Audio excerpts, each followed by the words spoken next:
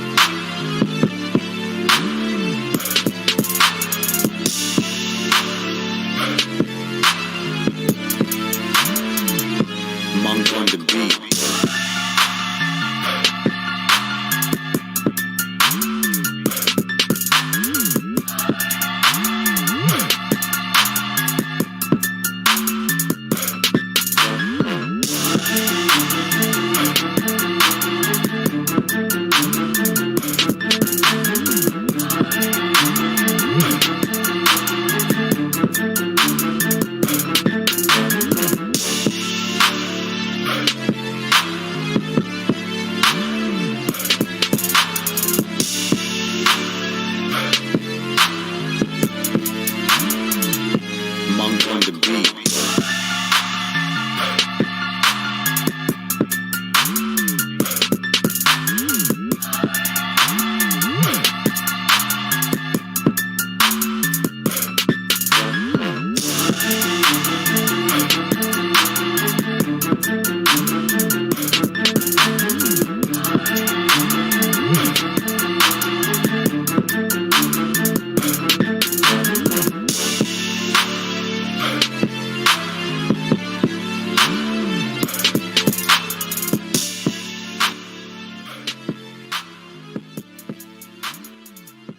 Monk on the beat. Woo! What is up, YouTube? My Cowboys family here, bringing you guys the latest update on our very own Dallas Cowboys, and thank you so much for joining us here tonight.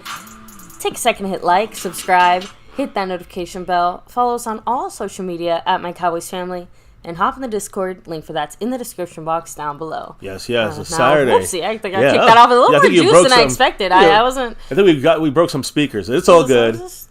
We're talking Cowboys. Everybody's speakers here today. Anyway, guys. MCW test. Honestly, no, I actually am excited about tonight's stream here because, well, this is the last weekend without football. Like, I want a Tom Cruise jump on my couch excited. So, I can't wait to touch on, the things that we still have to touch on tonight. But first, before we do, always have to give the love and the appreciation to the people who allow us to do MCF the way that we do. Thank you so much to the sponsor of the week, the membership man, Skeptical Fan. Thank you so much, Skeptical. Appreciate you, of course. Always staying skeptical. Mark Hosepian, by the way, bossing that stream around with 98 points. Yes. Practically fully powered up. Just about there. And the man Snug X, you all know why he's here as the Cash App King representing. Thank you, Snug. Of course, much love. And, there's a variety of different ways you can support the channel. Of course, you see it there. Skeptical Fan, he's the membership man for a reason, right? Those gifted memberships. Yeah, he's 2 straight months back to back now. His third. He's got 40 gifted memberships. That's a new record here in a month. We bow down to the man staying skeptical on that side of things as well. So yeah, membership gifting, memberships. You can jump into that. We're going to talk more about that in a minute because we want to make sure we remind people of some of the perks there. But you also have Super Chat, of course, here in live streams, and thanks button as well. Of course, but there's other ways. Cash App, money sign My Cowboys Family, the Venmo at My-Cowboys-Family, that PayPal link, which, by the way, we're going to get to in just a second, and of course, Streamlabs. Last but not least, to let your comment show up on screen just like a Super Chat would. Yeah, and I want to go through some of the leaders real quick, baby, because we talked about Skeptical. He's leading Jason Renfro right now on that side, the membership gifting side of things. But then if you look on the overall board currently, it is a battle. I don't know if the both guys are in here, but I want to let everyone know you got Mark Hosepian. He currently is in first place by under 1 point, under $1. Just put it like that. And in second place is Skeptical Fan, trying to go back to back on that sponsor of the week board like our 90s Cowboys. We'll see what happens there. As a close battle there. But you see a new name up there in third place, tied with the guy Snug X, who's he was the leader. Currently the leader. And right now there's a tie at first place basically at top because Justin Quarles, the Q-Man, He dropped a $20 PayPal holler. Now, there is I think it's a different, I'm trying to differentiate like a tiebreaker here. It's down to the end. So either way, both you guys currently are tied for first place. Trying to go back-to-back like our 90s Cowboy Snug X. He's got a Pollard in there, a drop, Tony Pollard holler. And as you heard, Justin Quarles, the Q man, also a Tony Pollard holler. So appreciate both you guys as they make their bid for that crown and the Cash App side of things. So appreciate both you guys. Justin, appreciate the love. And he said, just put a big star there. And of course, you know what that means on our side. Yo, Cowboys! You know it. So appreciate you guys, all you guys, in all the different ways of dropping the love and helping the channel, the support. We appreciate you guys. On the monthly, the membership side, you got navy blue, silver, and that star level. And, of course, the over everything level, which you guys got to check that out. You get to be on the show live. We'll see if that gets going in the regular season. But, baby, we got to talk about the star level month. So, on that note, baby, there's one more part of things to do as I update the board. And Skeptical Fan is in first place now, jumping by pennies over Marco Seppian. Who's in the house tonight? Let me see. We have Karam Mawani, what's up? Tommy Montoya, Highlight Haven, Rolando Rodriguez, Cam DCFL. We have Q Ball, Cactus G in the place to be, Retro Scotty, what's up? Chris Plumage in the house, Choctaw Montana 808, much love. Yeah. Adrian Morales, hello and hi. We have Skeptical Fan, always staying skeptical. Hell yeah. Mary Alvarez, what's up? Andrew Ruiz, hello. She's in that star. Q Ball representing. Retro Scotty, what's up? Retro. Dustin Roberts, much love. Chuck Pridgeon, hello. Let me see. No, just want to make sure I got everybody here. Cactus G in the place to be. Of course, Jason Renfro, much love. Double R. Freedom First. Let me see. And yes, guys, everybody hit like, subscribe, hit that notification bell.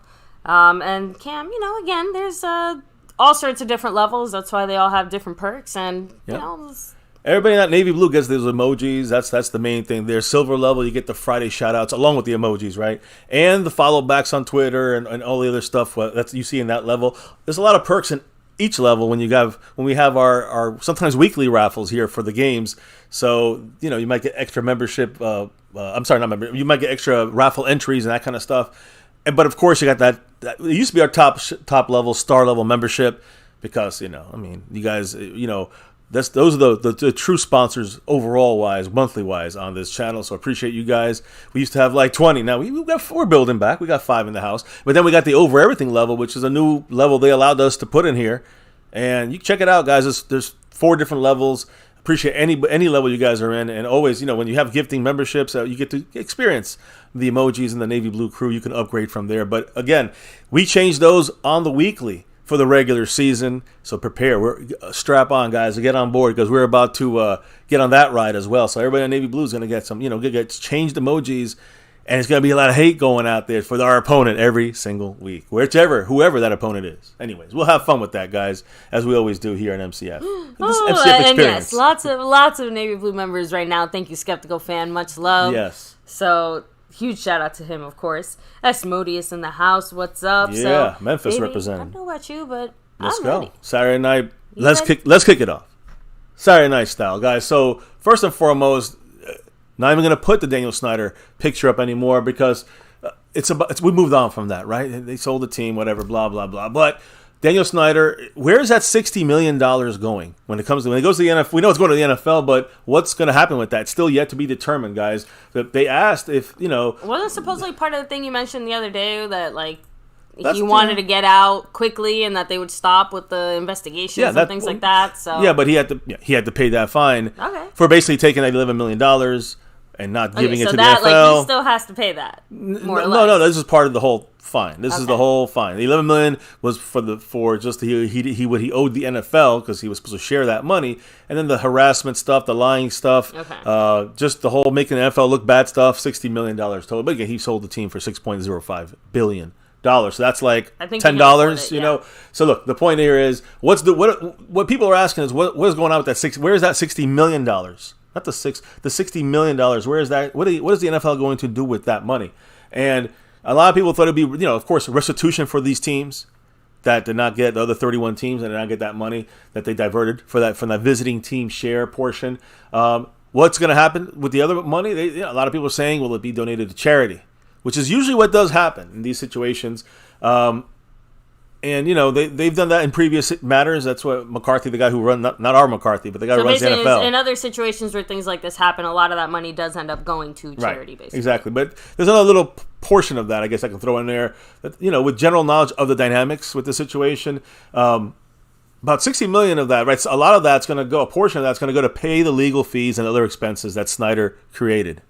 So that's part of, I guess, the fines. Then when they added the $11 million, it's going to go back to the teams, and the fines they had to, not the fines, but the bills basically that's accrued by the legal fees by the lawyers that the NFL had to hire. That seems baseline reasonable to me. Yeah, and of course the violations how much too. Money and time and effort they probably had to spend. I agree, but of course there's still money left over. So I'm assuming what they're trying to let us know is that Goodell's not pocketing that. They're going to give that to charitable organizations. We shall see. Now, we're basically, ever since COVID, man, it's kind of advanced, like the technical stuff. Zoom calls, people working, like myself, we work from home. I know you have to still go into the workplace. A lot of people now working from home a lot more often because of the Zoom stuff. Well, the running backs, they're going through Zoom to gather I guess they're like almost to unionize their little running back corps. Something you've been talking about for a little bit, about like maybe they should have their own little... I mentioned it the other day as more of a joke. Like, all the running backs need to get together and like do something about it. But damn, they must have been someone listened and said, "Hey, let's do something about it." Must have been. I guarantee you, Zeke was listening. Now, listen, top running backs are joining a Zoom call tonight. They probably did it already. It started as a group text exchange on Monday. The disgruntled running backs in the NFL, along with other top running backs who have signed big contracts, they're meeting via Zoom. They just met. It's literally tonight. They're probably still up there talking. Who knows? But about the depressed market for the running backs. So again, scheduled for earlier tonight. Running back from the Chargers, Austin Eckler, has organized this meeting and distributed the Zoom link to all the big name running backs that are being invited. So Eckler is the guy kind of pushing back from the Chargers. And there's, and a lot of guys are joining in. Now, you could bet Zeke's in there and others. I was just about to say, there's a part of me that wonders if Zeke and Pollard will be in attendance. It's hard to picture a meeting like this that doesn't involve one or both of them. Yeah, I agree. Great point. I mean, again, no good solution for this possibly. How do you fix this? What are you going to push for an NFLPA and the CBA? What are they going to push in the CBA? I don't know. Are they going to say their own separate salary cap or salary portion for the running backs? Who knows? The CBA, they're still going to have to wait more or less 9-10 years to implement that. So again, they can start having those discussions. They can start getting those types of assurances, but that still means that whatever running backs are happening now are going to be shit out of luck. So just throwing that out there. Yeah, I mean, you're right. I think there's ways of reopening negotiations, but they'd have to sit out. The whole like they'd be like picketing and scabs. I think they're crossing the picket line. Yeah, we don't want to see that. I don't think the players or the owners want to see that. Agreed. So again, that's on that side of things. Just so you guys, the running backs are trying to figure something out here. Hopefully, it'll be better for them. I guess you could say, but I don't think there's anything they can do about it. Now, what about Madden? The final kind of ratings have come in for the teams. Team ratings on Madden, and right now the Chiefs. They got the top-rated team. They have a 92 out of 100. Eagles a 91 in second. Third, the Bills at 90. Fourth, the Cincinnati Bengals with an 89. And right behind, literally 92, 91, 90, 89. And at 88 in fifth place on this list, Madden list, Cowboys. Dallas Cowboys are the fifth highest-ranked team. Behind them, with an 87, the Ravens, the Baltimore Ravens, and the Cleveland Browns are tied there at 6 and 7. And then the Dolphins at 8. The Niners also there at 8, but they're a little behind the Dolphins. Both of them with an 86, and the 10th team, the Chargers. I guess Kellen Moore put them over the top with an 85 for the Chargers. When it comes to all the ratings and all the players, and they scramble them all in per team, those are the final numbers. The Cowboys fifth, the fifth best team, if you want to use it in Madden, I guess you say. Now, I have a little fun little segment here because again, we're going to get deeper into Cowboy stuff right after this. But baby, I gotta talk about superstitions. Are you a little stitious? Yeah, just a little. I think we're funnily, I guess you could say, superstitious. You see, to me, I don't think it's a superstition. It's a routine. The same way that how you wake up and you brush your teeth or something, or you always put on your shoes right first and then the left. I don't know. It's just my point is that there's certain routines or certain rhythms. You go to work certain days, you don't. You do this, you do that. And to me, when there is a Dallas Cowboy football game, there's just certain routines that I like to follow. Listen, you know how we do this here at MCF. I've talked about it here multiple times about what I kind of go out there and do, before we even go live and all that kind of stuff. But post what your guys' superstitions are out there. But let me just say something real quick. The Cowboys, according to a recent study from Casino.org, and they went over every single sporting league. The 5 major North American professional sports leagues, NFL, MLB, MLS, NBA, and NHL, to find the most superstitious fan base among all these 5 sports in North America. The Cowboys were ranked number 1. Number 1 superstitious group of fans. Now, they share the top spot with NBA's Los Angeles Lakers, but the Cowboys outdid the Packers, Pittsburgh Steelers, the Yankees, and the Chicago Bears. Those are the top 5 teams. So it was really the Cowboys and the Lakers tied for first as far as superstition. But I don't know. I don't know. Something about the Cowboys. I think there's just more superstition related to our Cowboys than the Lakers. I don't know. But it hasn't worked for the Cowboys in some years. It still hasn't worked. It's worked for the Lakers. It has. So this study involved over 3,000 respondents from the United States and Canada with an average age of just under 38 years old. And, this was noted that the Cowboys and Laker fans are the most inspired by the pregame rituals when it comes to our teams here. So, I agree. I know I have my superstitions. I know. For sure. Here's an easy one that we both share, my love. No betting on the Dallas Cowboys. Oh, that's true. We do not bet on our Cowboys. Just feels like bad luck for some reason. And for me, it's bad, real bad luck. I also, I always, when I wear when I've bet on the Cowboys, I've never won. When I bet money, I bet like verbal bets, one thing, or punishment bet. Yeah. But when it's a bet on, cash money, man, the Cowboys have always lost. So I don't bet on, we don't bet on the Cowboys. Now, before the game, I always take my hat right there. You see me wearing it, whichever hat it may be. And before the game, I look in the mirror, I say, "Go Cowboys," and I kiss that star. I do that. Every single day, every single pregame before the actual, we sit down here or we put on the TV, whatever it is. When I'm ready to get this game going, that's when I'm in my uniform, when I get that jersey on, and it's always a jersey as well. It's always a Cowboy jersey. I usually try to go with either a player trying to see really have a great day, or I think we'll have a great day because of the matchup. Of course, just the biggest stars in our team, the ones that always have to be, the elite players like Micah Parsons. I rep them a little more often. Either way, that's kind of the way I do it, baby. Again, you got to remember the most common form of superstition. What was that for all the teams? But obviously, the Cowboys are also the tops on this. Wearing the team's colors on game it's day. funny because I was just about to say that's probably mine. I try to have outside of obviously I'm pretty much always wearing a jersey now on game days, and before I was always wearing some kind of Cowboy shirt or something. But outside of that, I always maybe my nails are Dallas Cowboy colored that week. Maybe I wear my, Cowboy bracelet or something. There's specific, I don't know, maybe I'm just saying jewelries or accessories or heck, my socks. You know what I mean? But I'm always wearing something else that's Cowboy related, and I try to, and I specifically avoid the colors of the other teams opponent, too. Yeah. I won't wear, we're going against Washington, I won't wear any red or something like that, or I'll make sure to avoid red or things like that. Even down in my underwear. I'm just saying. Listen, you're backing up. I'm just saying. There's no opposing team's colors touching my body. So look.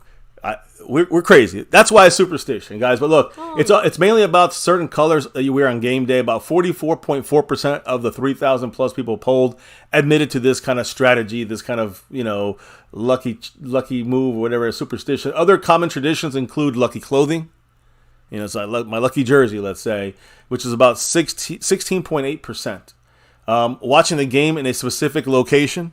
8.6%. I mean, I've done all these. Let me just be real with this. So, again, tradition borderlines on crazy stuff here. It goes deeper, as I've said. Some people mentioned leaving underwear unwashed. I mean, I have not done that. Thank goodness. My custom is always make sure the underwear is washed. But I guess some people, do that. Some other people do sleeping in the opponent's uniform, which is again for me, hell no. For you, it's obviously you made that clear. It's a hell no. That was a little confusing, I have to admit. A lot of crazies, right? A lot of crazy situations. Not crazy, but we're all crazy when it comes to loving our teams, especially our Cowboys. Spock, Can you save me in the house? Dropping that $10. Holla right there. Ooh. Spock in the house. Appreciate you. Much love, Spock. And he said, Mark Hoseffian wakes up every day and says, God, give me a white QB. Oh, no. I don't think he does that. I don't think that's necessarily what's going on there.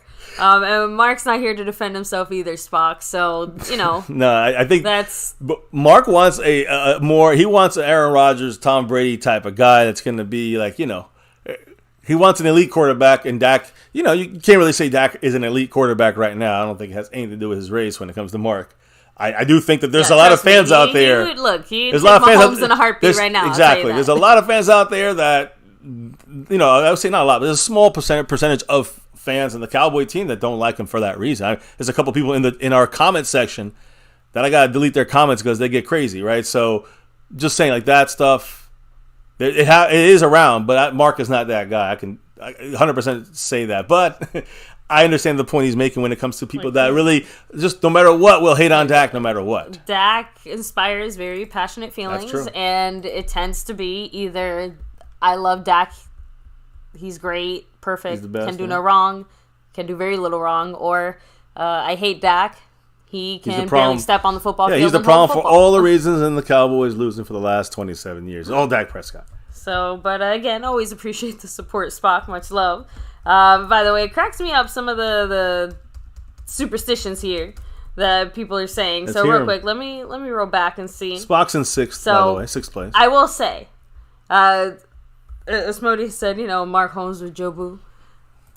That's, yes, obviously that is very Holmes? Much with Joe Boo. I'm just saying, we, like I said, we all have our superstitions. Yes. I am personally just one of those people, I always have been since I was a child, the doll things were always disturbing to me. Chucky was very creepy to me. Puppets creep me out. I don't know. Just that type of stuff always freaked me out a little bit. So Bruce got the toxic juice. I actually laughed out loud at this one a little bit. He said, my pregame ritual was getting my favorite Cowboy shirt, Modelo Negra beer, and my family leaving me the hell alone. And you know what? It's a good 3-hour break. Respect. Right? I can definitely understand that one, right? Cactus G said, one time I bet $100 the Redskins would beat Dan Marino and the Dolphins in the Super Bowl. Yeah, it didn't happen. Skeptical Fan said, I predict my Cowboys to lose. And actually, we know this for a fact. Skeptical Fan, that's why he is Skeptical Fan. He's a skeptical Every single man. game he always says the Cowboys are going to lose. And that's and we win most of the time. Superstition there. That's a good thing. So Bruce also said, hashtag wash your ass. Everybody need to wash their ass. Do not have the lucky underwear. That does not work. It does not work. Right. So let me see. Alex said, I make sure no one's bothering me during the game. So there you go. Mary Alvarez said, I don't believe in any of that. For me personally, it's just the Cowboys have been under horrendous management or coaching. Hey, I'm with you. Listen, the reality is that. But the superstition is a superstition. Look, people have all kinds of beliefs, all kinds of, things that they think or believe and see and feel. But the thing is that players are some of the most superstitious people out there. And to me, I've always said this, superstitious to me, that's why I compared it to routine. It is very much not about if I do this or that, this is why we win. It's more about makes me feel good if your mind in the headspace for that. Doing these little routines and stuff, it's damn, game time, game day, time to watch our Cowboys. And for the players, it's the same thing. It's all right, it's time to go out there and do my thing. I think that, when you have different thoughts, beliefs, and that kind of stuff, and then, you push, you truly carry that with you onto the field, whether it's the players, the fans, whatever routines or superstitions they do. We all know it's not real. We all know it's not real. We know it's not we're doing a damn thing, but we know the real reason, the reality is Jerry Jones, the management, the last 27 years, but it feels like we're a part of it. You know what I'm saying? If we just throw caution to the wind and say, believe in it. I think you and a Cam DCFL are on the same wavelength. Said, I don't kick with anybody when I watch the game. Lots of people commenting how I was saying he doesn't want anyone to bother him while he watches the game. So it sounds like for the most part, it's being able to just really focus on your Cowboys and use that moment as a time to not have to think about anything else. So, well, I mean, I do agree. But Retro Scotty said if there's superstition, there might be a black cat on the field again. It's funny, right? We didn't win much after that. We won that game, but we didn't win much after that, unfortunately. Yeah. So, anyway, with that said, we're going to go ahead and move on to the next thing here, but real quick. I had one or two more things, but we also have Spot. Can you save me? Who is now officially in 5th place on this board, passing Jason Renfro on the overall board. What did the man say after the interesting comment last time? What did Spock say? He said, no, stop with the acting like Dak sucks versus Dak is God takes are equal. Look at where the team is now. Do you want Dak or not? Stop playing. This team is better with Dak for now. I mean, 100% Spock, agree. We agree. Very much on that side of things. I think people either want... I'm telling you, this is what people say. They want to see Dak be freaking Tom Brady, Aaron Rodgers. Why? Because he got paid that money. That's why. And that's so silly. It's a silly take. Zeke got paid shitloads of money, but he can't just fly into the end zone if people aren't blocking properly, if the play calls suck. Similar thing with Dak Prescott. You got to play to his strengths. And when you have a coaching staff or offensive coordinator or a front office that's not helping Dak some years and not giving him the receivers with like other guys will get, when you see the play calls being vanilla, when it comes to like figuring him out. I mean, we know the Bucs knew our entire, the second time we played them at the beginning of this last season, they knew every single play. Why? Bad coaching. So those are the reasons. Look, I'm not saying Dak's a top 3 quarterback. And maybe never will be that. But he is a definitely consistent top 10. And guess who wins? Guess what you can do with a quarterback in the top 10? You should be able to, no matter what, you should be able to win Super Bowls. Matthew Stafford's barely a top 10 guy, if even that. He's won Super Bowls. He's won a Super Bowl. Guess what you can do with the $2 holler? The man, Skeptical fan's going to let us know. What did he say, baby? That's right. Thank you so much, Skeptical. He said if the boys don't score ASAP, it means they win. So basically, if they don't score those points right away, then that's it happens at times, right? It feels like it actually has something to do. But we always talk about we gotta start fast in games, and we start slow. Do we do better? Maybe it's just a trick with our minds. I think the Cowboys start fast. The only thing they can't do is start to rest on their laurels. So if they do that, then they let the teams back in. So yeah, but I understand why some people are upset with Dak that he can't be like elite because he got paid the money. People are too mind tied to that and not really seeing that it's a quarterback market thing, not a Dak is greedy thing. And that's what I think people really miss, and they can't help but think that way. He got paid this much money, he should be winning 4 Super Bowls, and that's not reality. And you can see other guys out there. Russell Wilson won 1. Aaron Rodgers won 1. When you look at these guys out there floating around, I mean, these great quarterbacks, and they just it's very hard to do. No matter what quarterback you have. Dan Marino, great quarterback. You guys just talked about him in the chat. Never won anything. Any Super Bowls. So it's very difficult thing to do. You got to have the right coaching, the right players, the right front office. And we have been missing on a lot of that in the coaching side on offense and the front office pretty much the last 30 fucking years. Let's be real about that. This Spock Penny saved me following that up with a $2 holler. Now he makes another jump. You need to do a call-in show. We haven't done one of those in a while. That's a great point. And sometime in this training camp, we're gonna definitely do some kind of. Last year we did like an unfiltered thing here with a couple guests. We might do something like that as well, but we definitely got to do a call-in show here, man. So Spock, I want to hear your take. Definitely before the season officially kicks off, we'll be doing at least some kind of a preseason call-in show or something. Just kind of as an FYI, while training camp is going on, there might be a day or two where we have to adjust the live streams a little bit. Not miss them, just adjust them a little bit. Just throwing that out there just because obviously we have some other stuff family-wise going on with the kids and things like that. No, I'm just saying, like there might be a few minor adjustments during training camp, but we're very excited and focused to bring you guys all the updates as they're happening. Yeah, I mean that's going to be happening the whole training camp, like live at that. And so keep watching here at MCF, but live streams will be moved around a little bit here and there, like you said. School starting up for the kids. The timing of it. But what I'm trying to say about the call-in show is something we're going to try to sneak in there before the season starts and get your guys' thoughts and viewpoints on this. I mean, I want to make sure that make sure to have your notifications on and things like that because if we do a call-in show, it probably will be a little bit more on the earlier side of things. Can't let those go too late. Too late. Although a lot of the family here is late night we're a late show. on the YouTube streets. Now, I will say, I just want to make sure everybody understands out there. When it comes to Dak? When it comes to Dak, and again, I think you and I are on the same page. We are very, very high on Dak. I got his jersey after that 2016 season. Not even about the jersey, exactly, but it's not even about the jersey. It's more about my belief in Dak. It's just the belief in that you get better people around him, you get the right coaching that works on his strengths.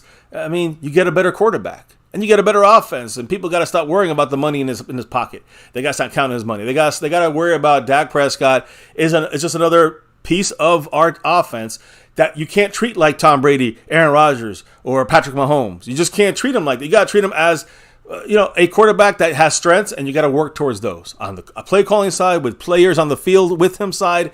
The Joneses and Kellen Moore, Jason Garrett, Lenahan, they failed him through all these years. It's not like a conspiracy. It's just that's the way it is. And people either don't see that sometimes. They see it only on one side of things because they believe the quarterback should be, Roger Staubach and Troy Aikman every single day. And that's not reality either. And so it's just people have to manage their expectations. I think a little like better. The person in chat. Here we go. Cactus G said, Dak has got to be Dak. He can't be no one else. Exactly. I feel so bad for Dak and because everyone looks at him and they want him to be the Patrick Mahomes and the Aaron Rodgers and the Tom Brady instead of just looking at him and accepting him for Dak and working with that, not against it. Yeah. Anyway, excited to see it this upcoming season. We're going to talk, according to McCarthy. We're going to talk more. Actually, we're going to talk more about Dak here towards the end of the show because great fan brought up a comment in the comment sections, and I wanted to kind of take that. It's kind of the finale of the show, so stay tuned for that. Finishing the superstition stuff real quick, guys. The Cowboys, basically the traditions are not working when you look at the top 5 teams with the most superstitious fans. The most superstitious teams don't necessarily have the most wins. But it's not. Again, it's the Cowboys aren't the only one. The only one that actually has won has been the Lakers in 2020. Earned the league's the championship trophy there. And again, 3 of the top 6, the Packers, Steelers, and Bears, missed the most recent playoffs completely. So the Cowboy fans, 27 years of this torture. We're going to keep doing our superstition stuff. The reality is Jerry Jones, Stephen Jones, the coaches, the players, they got to perform on that field. Case closed. Starts September 10th, guys, and getting closer and closer for that. Now, as we're getting closer to training camp, all right, and let me flip on here real quickly the schedule for training camp, I guess you can say here. I think I have it. Let me see. Maybe I don't. Oh, yeah, I do. Here it is. There it is. The training camp schedule, you can see it. There's also some interesting new hats, guys, brought out there. I just wanted to show you guys. I thought it was interesting for training camp. There you go. Tell me what you think, baby. I mean, again, these are 2023 New Era training camp collection hats, and this is for Cali with the bucket hat and the whole thing there. Again, you got the navy blue, you got the black, you got the bucket hats. What do you think, baby? You don't seem too enthused. I never thought I would miss last year's hats, but damn. Wow. That it is certainly a hat. And it's got the star and it's cowboy. I fucking hate it. I'm sorry. My main gripe with it, why did they not center the star on the line? Oh my goodness. I have to keep staring at it being like a quarter of an inch off. I was just curious. Something about it feels very 80s, but not in a good way, and I'm sorry about that. Like there's some 80s old school cowboy stuff that just, oh man, it looks good. This looks like one of those reject ears. I don't mind the white bucket hat too much, I guess. No, I mean, the white one's just a white hat with a star on it. There's nothing really to mind, right? And if it has the line, you can't see it because it's a white line. So, bippity boppity boop. That's really the best one there, I guess, if you're going to see out there. Hey. So, yeah, Tommy said they're a little too plain. Like I said, the plainness wouldn't bother me if the lines were actually centered. It's just so off. Well, we got 5 on it. By this man saying skeptical fan. What did he say? Was this a...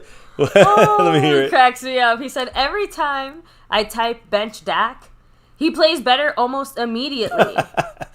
Yeah, it's funny. If you guys watch our live streams, you got, doing reaction live streams, I'm like, Dak better get his shit together. Like, this is it, Dak. And then he does it and he goes on the field and does crazy passes, the great stuff, and takes the lead. You know what I'm saying? It's like, it happens a lot. I've seen it happen a lot with him. So, kind of know what, it's like Dak feels like he knows people are saying this. He knows people are thinking this. So he puts the pressure on himself to then try to rise above it. But, it's not just the Dak Cowboys, right? It's the Dallas Cowboys. And it's a team effort. So if he throws a perfect pass and they drop it and it gets picked, that's not on Dak Prescott, He had about 5 or 6 of those last year. Hopefully, like Dak said, with McCarthy's quick scheme, quick plays, quick slants, it's going to be 2 reads, 3 reads. Listen, break the pocket or scramble. These are all great things to Dak's strengths, and it's the strengths of our offense as well, not just Dak Prescott. And it hides our weaknesses. By the way, Chalk to Montana said, those who counts the players are more than just jealous. Those who hates the most are the ones who can't do nothing. There you go. I mean, the perfect words right there to describe the sometimes hate of Dak Prescott and when they worry about his money, honey. So, now, the hats, I don't know how you guys feel about them, but I'm not a big fan of them. I don't think you are either. Look, but I do sympathize a little bit because, remember, you have to come up with a design that's new every single year, but you're still keeping the logo the same, and you have so many tight parameters to work with. Like, okay, let's draw some lines. Okay, here you go. Anybody have any thoughts on those hats in the chat? Because, yeah. Oh, so Rush, by the way, guys, yes, Cooper Rush is still our backup quarterback. Yeah, so, Will Greer's the third stringer. Yeah. He's working with Dak, though, right now. So, I don't know. I mean, they've been liking him last year, Will Greer, for that backup spot. We shall see. Yeah, if he's progressed enough, I guess he could dethrone him. And remember, if the Cowboys are looking for a quarterback that can take 2 quick reads and then break the pocket and scramble, who is better for that, Will Greer or Cooper Rush? You guys feel what I'm trying to feed here? I mean, I think it makes a lot of sense. The Cowboys want to see another mobile quarterback back there, not a statue back there. They want to, in this offensive scheme. So the Cowboys, right now, Cooper Rush is the backup, but is he going to be able to run he's going to have the quick plays, quick plays, right? But if that read's not there and they got everyone covered, then what happens? He's got to scramble. Well, we're in trouble if Cooper Rush is scrambling. Just jump off a bridge. So, I mean, that's what I'm saying. McCarthy did a good job kind of changing things up and making Cooper Rush more of a pocket passer, right? And kind of playing into like safe stuff. So I think that he would revert the offense to something like that to maintain it while Dak is gone. But I'm just saying, like Dak Prescott, you want someone like Will Greer so you can still run that offense. So keep that in mind. Good question, good catch by you guys and asking about Cooper Rush. I think his job is a little bit in danger because of the way the offensive scheme is schemed, and the Will Greer factor, which is a little more mobile than a lot more mobile than Cooper Rush. And yeah, Cameron, we talked about it yesterday. The Maharati. Yeah, he's now in officially. Denver. Thought he was with the Broncos. Nope, he's with the Broncos right now. Denver Broncos, thin air. He could kick a 70-yarder there, but he'll miss a 30-yarder. Mark my words. So anyway, kind of rolling it back to you, baby. All right, back on it. Let me take the doggy out real quick. I'll be over here. So as little Asha goes out to take her piss, I will continue this by talking about training camp. Right, we just talked about the hats. Again, doesn't seem many people are big fans of those hats. But what about the PUP, physically unable to perform list, the PUP list? What about the that list when it comes to yesterday? We talked about it the first day. People were could put players on that list. We know we have a couple guys that could be on that list. So did anybody get put on that list today from the Cowboys? Yesterday, none. Today, also nobody put on the physically unable to perform list, the PUP list. No one put on the non-football illness or injury list. NFI list, so no Cowboys still added to that update. Now again, you guys do know we talked about, to me, the one who's most the one that has the best chance to not be put on this list. The guy I would say is Tony Pollard. He seems with that broken right leg, he seems to be ready to go. He's doing the explosion tests here. He's done other stuff, working out big time. I think he's just about ready to go. He was already on the field doing some running. With first team stuff during the OTAs, during mandatory minicamp, mainly was outside rehabbing. He's ready to go. So look, he might start off on this list, but maybe in a week or two, he's back fully on that field. That's probably what's going to happen. So even though Pollard's not on the list yet, he probably will be, is my guess. Another guy who, by the way, guys, is just doing fantastic. There's no video of him, but I'm going to put video of him of his latest workout. That's Terrence Steele. Also not on this list. Will be starting on this list, but like I said, no wrap on his knee. No brace on his knee. We'll slow it down and speed it up for you guys here. But again, Terrence Steele is continuing right now. Again, he's working with Duke Manyweather, Big Duke. And again, guys, a couple days to go before training camp, but he's still out there working weights, doing other stuff, making the movement lateral, left and right. I love it.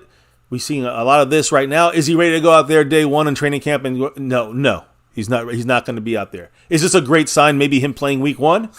Definitely better than better than I thought. We'll put it at that. I don't know if he's going to still be there week 1, but the chances are growing and growing, and hopefully he comes back off this.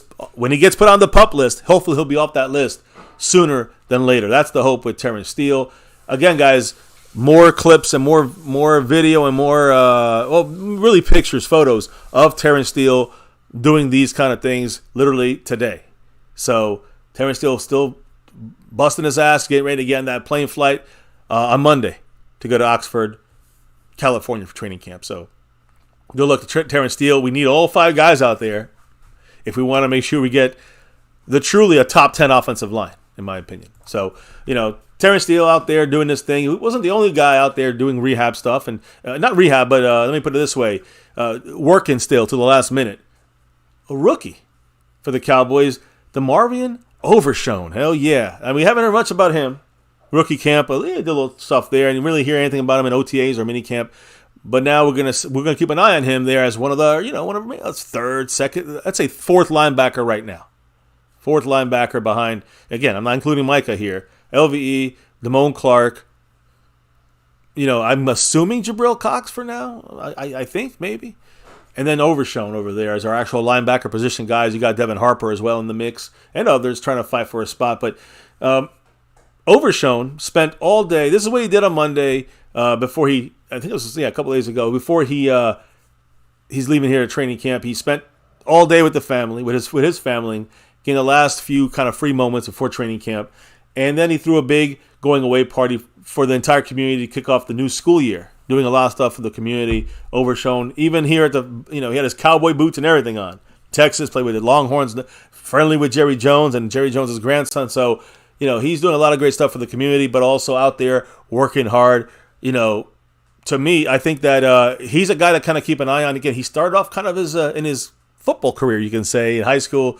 I don't know about college, but he was a safety, pseudo safety into a linebacker. Reminds me a little bit of like a Jabril Cox type, or even a J-Ron Kearse type of guy who's going from safety kind of hybrid linebacker at times.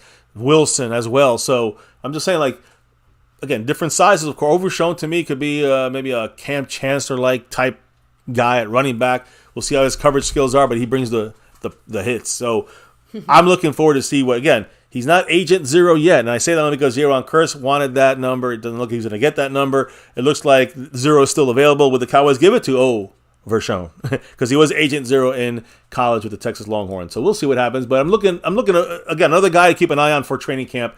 And I'm talking defense here. There's a reason I'm talking defense, because today, listen, I didn't even talk about this a couple days ago. The Cowboys, on the Cowboys website and on Twitter, they put out the offensive players, right? About 16 guys on offense, all right? Different guys that play different roles, and of course all the starters are there.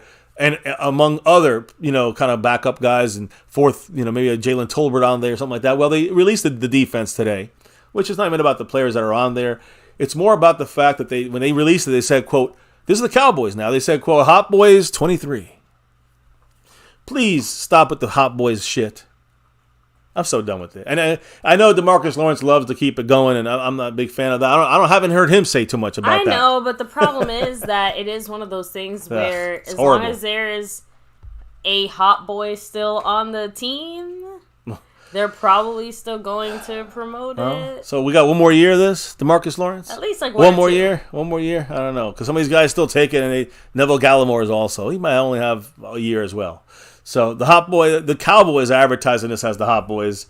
No, it's Doomsday 2.0, 3.0, whatever you want to 0.0 it, but it ain't no goddamn Hot Boys. Let's just put it that way. So, now, moving on. By the way, I do want to, before I even get to I should have really kept it going with defense here, but I'm going to throw in a little special teams real quick, baby. Never bad with new video I'm going to show you here. Take a look at the screen. Over my face, that's Brandon Aubrey. And this is, I thought it was a kickoff, but it's not, because he's got that little holder right there. He's kicking accurate 60-yard field goals here.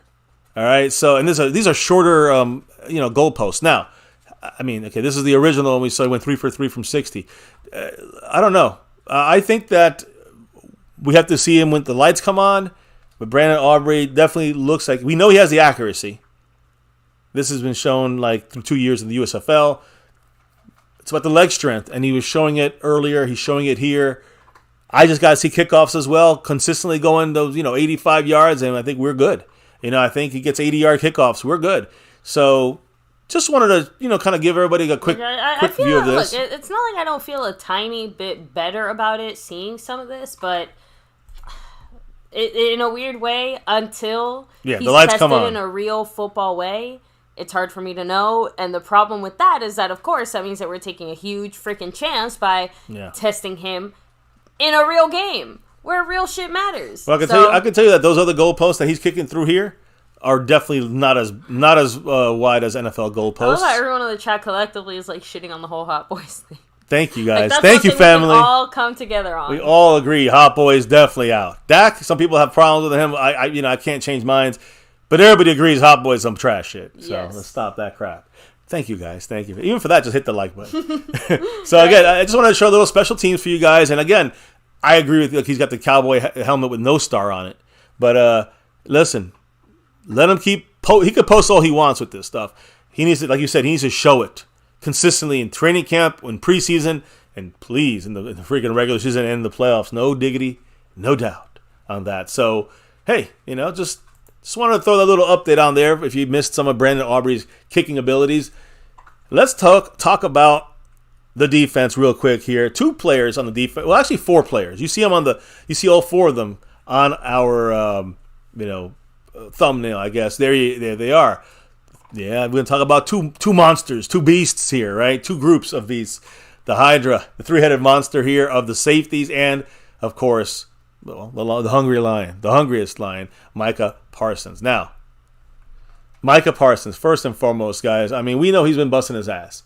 He's coming for it all. And I'm talking about he's putting in the extra work that, not even the greats sometimes I think do. Maybe the greats do it, and that's why he's one of the greats. But I don't know if they even do it this much. He put out a workout video. We posted a whole bunch of these. Micah is a monster out there. But look what he's doing in this video here. Again, we showed this yesterday. This was Thursday morning. He put 250 pounds. Looks like where Micah is at weight wise, doing gorilla chin pull-ups. Also, after this, you'll see him just like dying as he rides the bike here. Oh my goodness, he is just. I joked, I think, when I saw it, that he looks like one of those inflatable things that you put outside the cars. It's like Better Call Saul over here. Yeah. I mean, again, I think Micah Parsons, guys, but look at this new work. Check this out. Do a little pass rush, give and go, back step, and then forward, and then back step, and then watch this speed here. Boom. I mean, oh my God, he's going to kill people. 250. This man is truly the hungry lion. And then here you see some footwork stuff. And you can see he's exhausted already. And again, Micah, he's still got that footwork going to help him. Whew. I mean, just saying, like that explosiveness out of that, the burst, on top of the pull-ups and the chin-ups and the biking. So listen, Micah Parsons actually posted about this today. I mean, people don't understand Micah. Micah said this today, quote, "I don't think people understand what this football shit means to me. Good is never good enough. I have to be the best. I have to hold up that trophy." So, guys, he just wants to make sure he don't get injured. He wants to make sure he can take the abuse and beating that's taken in the trenches on that defensive line. So he is building himself up to hold up for the season, to hold up that trophy. Yeah, and honestly, not surprised at all. We've seen Micah. I mean, Micah to me is probably one of the most competitive players I think I've seen in a really long time. Like, he got legitimately pissed off that he lost in like Jenga. Yeah.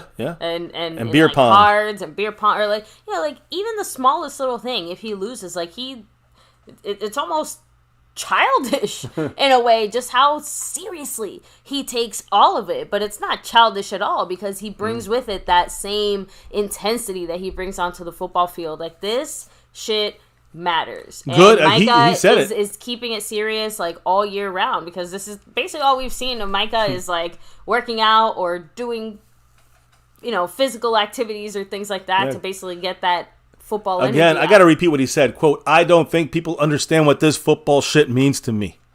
Good is never good enough. I have to be the best. I have to hold up that trophy." I'm inspired, man. I mean, I know. Listen, I know these guys. You can go from there's a million players you can name that have just shown up to camp early. The first one's in, last one's out, and that's great. And Dak does that. As Modius said, it's Michael Jordan-ish. Exactly, and that's the kind of I've made this comment before about Micah being kind of Michael Jordan-like with that mindset and the attitude. Just seeing him after his first season and his competitions that he does, just like Jenga. Like I've never seen someone like that since maybe Michael Jordan. Mm-hmm. Like Michael Jordan bet on everything. Everything he bet on, everything had to be a competition. And Micah he doesn't seem to be addicted to it like Jordan did. He seems to thrive from it, to like need it, like addicted in a different way. So I don't know. I love it. And again, I think we've been saying this about Micah since his first year into this league. And I'm a true believer Micah is looking to be not just the best ever, like blowing away the best ever. Yeah, practice G-set Larry Bird mentality. Yeah, I mean, again, Jordan, Bird, Magic. I don't even love Kobe or LeBron, but okay, the same mindset. All these guys are elite in basketball. Micah's elite in football. Yeah. And so, listen, when you look at Micah Parsons, he gets home, meaning he gets you just saw that little drill. That's explosion. That's speed. He gets home every 2.5 pass rush attempts, guys. So every 3 times he rushes the quarterback, he is hitting the quarterback, sacking the quarterback, pressuring the quarterback. That's a skill that not many players have. He gets within 1 yard of the quarterback in 2 seconds flat from the snap of the ball to the end of the play. Just so you guys know, both of these things are number 1 in the NFL for 2 years. Also, the 2 second flat getting to the quarterback is number 1 in the league.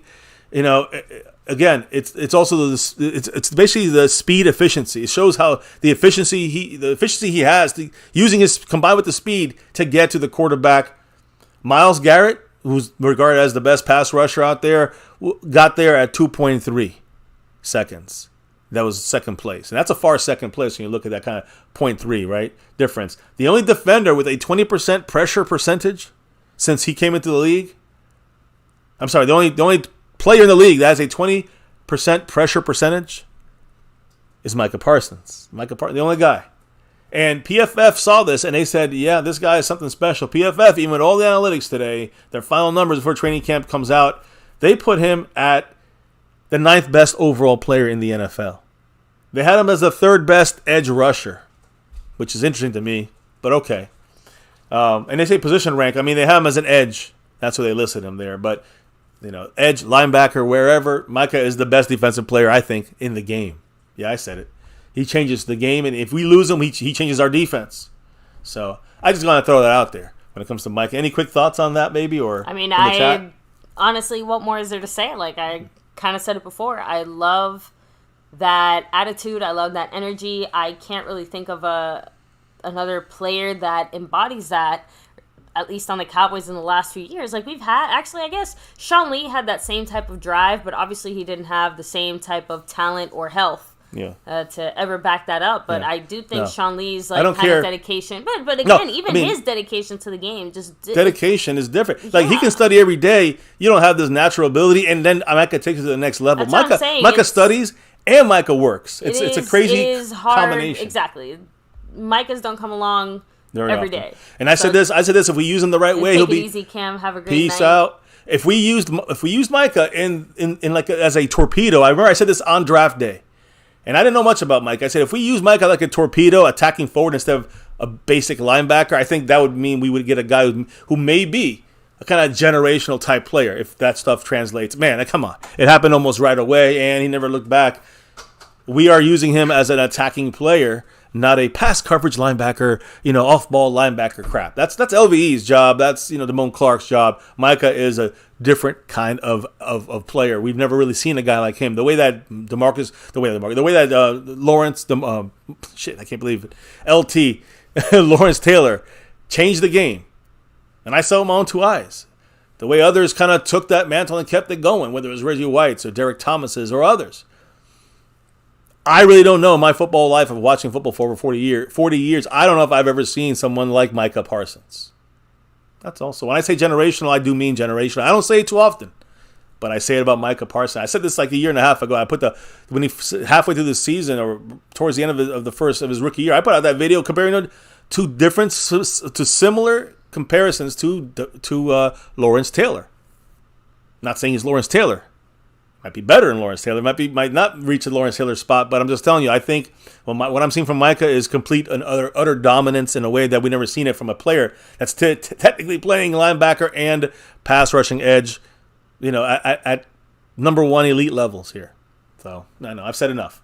So, Micah Parsons, we got a good enough stuff on him. We all know Micah is a dominator, but let's look at another group of guys here that maybe, haven't got enough credit. And those are the three safeties, the three-headed monster, the Hydra. Yeah, guys, you see them right there. I'm in the front of our thumbnail here. Today, number 28, which is Malik Hooker. Number 27 is Jaron Kearse. Number 6 is Donovan Wilson. Three-headed safety crew back there. Malik Hooker kind of put his thoughts out there on Twitter. People want to see a reaction about all this football graded, these safeties that were graded. And it's just not about all the players, but he's talking about the safeties. They're basically saying, hey, listen, if you think that this grading system was wrong or bad, then what would you do? What would you rate your guys?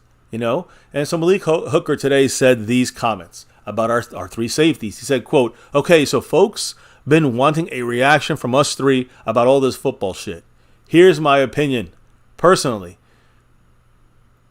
Jaron Kearse has done the same thing the top safeties have done the last 3 years. And he said in parentheses, stats, fact. He says stat and fact check it. And he's right, because we've talked about this, the way that Kearse drops linebackers off the face of the earth. That's what Kearse does. So Malik Hooker said, he's done the same thing the top safeties have done the last 3 seasons. He's covered all the top tight ends the last few years. And respectfully, they haven't done anything. And actually, he seconds me. Sorry, Malik Hooker, but he seconds what I said literally yesterday. Literally what I've said about Jaron Kearse since he was in Minnesota. You can go back and check it, guy. I hope those videos are still up. But I said it years ago about Jaron Kearse. It fit great on this team. Maybe a little Camp Chancellor-ish, right? That's kind of what I was thinking at the time. Well, he seems to be a guy that locks down tight ends. He seems to be a guy that is, fantastic in run support, plays that pseudo linebacker spot. And Malik Hooker, I agree with every single word number 28 said. So Malik Hooker then went on to speak on Donovan Wilson, number 6, quote, Dono has led the defensive backs in sacks, I believe, last year, and he doesn't blitz nearly as much as all the other safeties are doing it. And he said, as well as covering the top tight ends, he said top tight ends too, not for nothing. Ask whoever. He has put his pads on what he bringing. So again, just kind of saying, if you've watched Donovan Wilson the last couple of years, I know the first couple of years he was kind of banged up, right? This is contract season now for Donovan Wilson, isn't he? No, we signed him, but Donovan Wilson, guys, brings something special to this defense. He can play that same Jaron Kearse pseudo linebacker type of guy, can cover, and you can put him on tight ends. You can also work him against multiple kinds of receivers. Coverage, guys. I mean, again, he played free safety, he played strong safety, he plays it all. Like I said, the box linebacker, tight end coverage guy, strong or free safety, Donovan Wilson can do it all. Not giving enough credit as far as I'm concerned, but all right. Again, I think that Malik Hooker, you can say this is, of course, biased information because, hey, it's Malik Hooker, it's his teammates, but he's not saying anything incorrect. He might be biased, but he's not saying anything wrong about these guys, his guys, and, of course, himself. Number 28, he said, laughing my ass off, y'all waited for me to toot my own horn. That's not me. Y'all will see me this year. Sincerely, management. I love it, guys. I love it. He salutes the laughing emoji, the 100. Look, Malik Hooker, let me talk him up a little bit because I've talked about him before. I'm going to talk about him again. Malik Hooker, I know Brian Broaddus has an issue with him for some strange reason. But in 2 years, the way and I got to stress this, guys, and again, no offense to the great Malik Hooker here on our team, but Malik Hooker, if he was not managed as well, injury-wise, I think by the 3 safety rotation here and the 3 safety, sometimes we play heavy nickel, so you got all 3 in the game. But Donovan Wilson and Jaron Kearse, when they're playing, Malik Hooker's resting. And like I already mentioned, Jaron Kearse plays free safety at times as well, but it's Donovan Wilson does the free safety work when Malik Hooker's out, who's mainly a free safety, Malik Hooker, but can also help run support. Great at angles and tackling I love what Malik Hooker brings to the game. On his side of things, of course, he's floating back there. I believe he's a top 10 free safety. Specifically, I'm not saying for all safeties, free safety. And so, again, all three guys easily in the top 10 to 15 in almost every category at safety. And you can go break it down to, free safety, strong safety, pseudo box linebackers. I don't care. Wherever you put them, they're the tops of that group. Each of these guys in their own way. And so when I look at Malik Hooker's coverage abilities as a cover one free safety, he does a godforsakenly damn good job covering the entire backside of the field. So I got to reiterate, guys, and I've been saying it since they were on all three together and they stayed healthy. As soon as Malik Hooker stayed healthy the whole year, Dan Quinn found something. He's like, I'm making sure this man does not get overly used and get injured, and that really hurts the entire kind of mindset that Dan Quinn put together in the back end here with these safeties. And now I believe we have one of the best secondaries in the NFL. I hate to say this to some Jets fans or other fan great, but fuck them. I don't care. I think we have the number one corners and safety defensive backfield in the NFL. It's up to them to prove it. But when you throw out there Micah and DeMarcus Lawrence and other guys that are going to be giving pressure at the quarterback, they got to be number one. They got to be. And I don't know. I can't wait when they get their true love this year. I think you're going to see it come out there. And I cannot forget about guys like Israel Mukuamu and Marquise Bell, who played an important role in Marquise Bell on special teams, especially Mukuamu at the end of last year in the playoffs, played a great job in a slot cornerback spot. In his college days, he played outside corner. Now he's playing slot corner, and what has he done the last 2 years? And he's been in the league. He's been playing safety, free safety, strong safety. He plays a lot of like red zone or short yardage kind of plays. He's coming in at times. So Mukuamu is actually, again, just like these three guys, can play all over the place. Whether it's linebacker, whether it's slot corner, whether it's strong or free safety. Yeah, Brian Broaddus really did say this. Not a fan of Malik Hooker, which he didn't really give it a reason. He just said they could do better. Malik Hooker's done great, as far as I'm concerned, under Dan Quinn. You put Malik Hooker on the Colts, and they use him 90% of the snaps, he'll be injured by week 8, week 7. What's the use of that? But the way that Dan Quinn has used these three guys, he's kept all their careers going longer and faster and kept them playing at the top of their game, which helps this defense on the back end. Ooh, yeah. So good, so good. I do see, real quick. All right, go ahead. I've talked enough. Yes, happy birthday to Zeke. Real quick, I want to check the Cash App while I read this next comment. Let's hear it. But Cactus G said, question, who was supposed to cover Kittle on that play that Diggs gets blamed for not stopping? I'd have to see that again. I'm pretty sure that, if I'm not mistaken there. You remember that big fuck up? Oh, yeah, no, I remember. But you got to remember what happened in that play. That was a penalty they never called. Because Kittle was not supposed to go down the field. He went down the field. He could not leave the 5-yard window there. He left it before. You can't do it when you're blocking. He was an ineligible receiver on that play. So he actually broke the rule. They missed that flag. And the point is that there wasn't anybody really in coverage because he was technically an offensive lineman on that play. So, yeah, it's a real weird. I can't really blame anybody on that. It's more, and again, remember that was a broken play, so we couldn't get I blame more. Let's say the inability to get the sack or the pressure on him on Purdy to stop the play, because that was an extended play, and basically Kittle just turned into a tight end in his mind, even though that was an illegal play, and he started going down the field, doing breaking off of the route, whatever it would have been in his mind. He was blocking, but he figured, hey, I'm a tight end, I'm going to go down the field, and no one was really covering him. It was really no one's fault. It was really a bad play by the refs messing that up. And just being real, I'm being honest. At the end of the day, well, that's it's hard to blame anyone, game, though. Yeah. And it's up to you to play a game where if the refs fuck up or if someone makes a mistake somewhere, you played a good enough game that it won't matter, hopefully. You know what I mean? So exactly. we always kind of say that when it comes to these types of things, just because whether we like it or not, you can't really do anything about referee mistakes once it gets past a certain point. Yeah. So. And that's one I think you got. And rarely do the refs ever land on our side, so it's not really worth fighting over in that regard either, is it? No, no, it's not. But we still will point it out, even though people will say we're just haters hating on the refs sometimes. Well, that was a missed play. Everyone kind of knows that. But look, I can't really blame anyone on that play except for the refs, honestly. Jason Renfro, I'm gonna blame him for dropping a dollar holler in the Cash App, and he said, "Give him some love, Go Cowboys." Woo. Much love, Jason Renfro. Appreciate you, as always. Up on that board there, but again, still behind Justin Quarles and Snug X for that Cash App spot there. So again, much love to the man, Jason Renfro.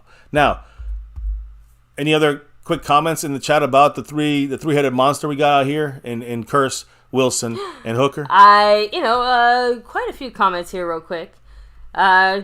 Asmodeus said, Brian Broaddus said Hooker is a weak link on the defense. No, well... Richard Scotty said, Brian really said that about Hooker. Is he ever right? Cactus D said, if Brian Broaddus was always right, he'd still be a scout. Again, I don't know if he said that, he's the weak link. He just said if he would try to upgrade something, it would be Malik Hooker. If he was going to upgrade someone on the team. I think that's what he's trying to say, though. That, that's their weak link? Obviously, Broaddus is saying that's the weakest link there. I guess, all right. I'm just saying. He'll say that he would look for the Cowboys to go after in free agency running in the weakest spots. He said running back and linebacker, not guard, and he didn't mention anything about, the safety position. Just saying. But that's what the Cowboys are saying. That's what he's saying with the Cowboys. And that's why, we all see our Dallas Cowboy team and we all come and take different things out of it sometimes. So including, yes, guys like Brian Broaddus and others and stuff like that. So, right, if it isn't broke, don't try to fix it. To me, it's more the fact that you've seen it already be good and effective under Dan Quinn. What exactly is it that you're looking to upgrade? Just saying, you would have to either pay more or I'm just saying, you're in a position now where the cost benefit I don't think is necessarily worth it. You guys you're getting a better guy, but you're going to have to spend something for him if you're trying to upgrade. And remember who you're dealing with. You're not dealing with Brian Broaddus or Mike McCarthy or Dan Quinn when it comes to the money part. You're dealing with the clown show, baby. And the clown show, they already didn't want to spend money on safeties. They barely did even after these guys came through for us. But they still spent more than they would have in the past. You think they're going to spend for a big name safety? A big name free safety back to replace Hooker? No, we got something good. I'm not saying we got to sew it up forever for life, but I'm just saying clown show, do not count on them to bring in any kind of money names coming. It ain't happening. These are our money guys, and I'm good with this. Now, if one of them goes down, you got to go maybe a little more two safeties, maybe. Okay. If you can also go with Israel Mukuamu as an option. Okay, let's throw him in the mix there. So there's other options when it comes to this. I mean, even Jabril Cox even. I'm not saying he's going to play safety, but those snaps that would have went to whoever is not being able to play from the safety spot, those run-stopping box kind of snaps from the safety spot. Mm-hmm. So now instead of having three safeties, you have two safeties and a linebacker that's there to do the run-stop stuff, like Devin Harper, let's say. I don't know. I'm just saying, you replace that with that guy. There's options out of that, and we go deeper. It's deep enough that we have kind of a little play there between linebacker and safety, that we can alternate and rotate guys from both of those spots, kind of in the Dan Quinn role of box safety linebacker, that role. And that is where I think we're covered from top to bottom and even depth-wise to some extent. Better than most years and better than most teams in the NFL. I think we could all kind of collectively agree with that. Even Brian freaking Broaddus can agree with that. I'm pretty sure. You look at our room, safety room, cornerback room, defensive back room. I mean, we're deep. We're deep on all, on all fronts. I guess I'm just surprised. To me, if you had to say defensively what the weakest link was, you might have almost been able to say interior D-line, but now I would say it's maybe some depth at corner. Again, I see. I said maybe. No, I said maybe. Again, the problem is we have a very good defense. When you have corner, I look at corner, I say you got Trayvon Diggs, Stephon Gilmore, top 10 cornerbacks. You got DeRon Bland, who's a top upcoming cornerback, and you got Jordan Lewis, who when he comes back is a top slot corner or top nickel corner. Hold on. That's why I said that. But you also got, again, these guys need to produce, kind of like some of the other issues I think are maybe bigger than this. But you look at guys like the Sean Wright, third rounder, and Kelvin Joseph, second round, they got to show out. If even one of them shows that they got something left, they got something to give to our team. You're looking at our fifth cornerback, by the way. You guys feel me on this? And DeRon Bland can, if one of the outside guys, hopefully no one gets hurt. Someone on the outside, Trayvon or Stephon, go down. Guess what happens? DeRon Bland goes on the outside. Jordan Lewis goes in the nickel. So we still got great depth there. We don't miss a beat for the most part, right? When it comes to that stuff, Bland can play inside and outside. So I think at cornerback, what are you going to get? 16 guys in the cornerback spot. So we make sure that if we get to that level, we got still an all-pro. I mean, that's not real. So we got as good as you can get at safety, good as you can get at corner. I mean, at linebacker, you can go, there's question marks after LVE and Damone Clark. There's depth, question marks with rookie Overshown and Jabril Cox and Devin Harper, a couple others. And then to me, the pass rush, to me, the biggest weakness might be LB depth, like linebacker depth. But when you have the safety play in there, they help us with the depth at linebacker with guys like Jaron Curse and Donovan Wilson. When you look at the pass rush, we're fantastic. I think the biggest spot you have to look at, it would be more like one of the interior pass rushing linemen, but we use DeMarcus Lawrence inside. Sam Williams comes through on the outside. We're good. The one spot I would say I need to see more from, when we're not using Hankins and Mozzie Smith together inside, when we are, there should be nobody fucking running on us. But when using one of them, who's the other guy? And I got to say, Osa is the leader in my book to kind of do damage in there as that 3-tech. But again, I got to see him do that and keep getting better. His trajectory is going the right direction. It's not as high up as I thought, as I was hoping for. Now, hopefully, he has a little more of a bump this year, and I think that would solidify him in the rotation wherever we're going on the pass rush side, and also being there as the 1-tech possibly with Lawrence as the 3-tech. Either way, we have enough parts to fill in there for the specific jobs that Dan Quinn wants these guys doing.